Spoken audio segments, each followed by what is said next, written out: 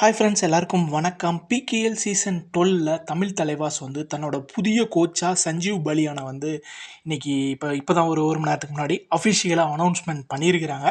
So இவரை பற்றி சொல்லணும் அப்படின்னா, ஸோ 2004 வந்து first Indian captain to win world cup trophy.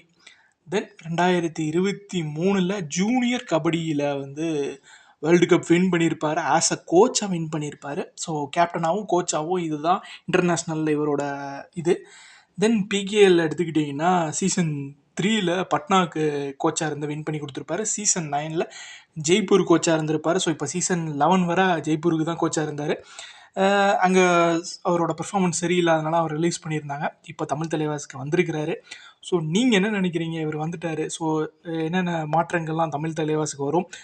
இவர் 3வது கோப்பை அடிப்பாரா, இல்லை தமிழ் தலைவாஸ் முதல் கோப்பை அடிப்பாங்களாங்கிறத நீங்கள் என்ன நினைக்கிறீங்கிறத மறக்காமல் கமெண்ட் பண்ணுங்கள்.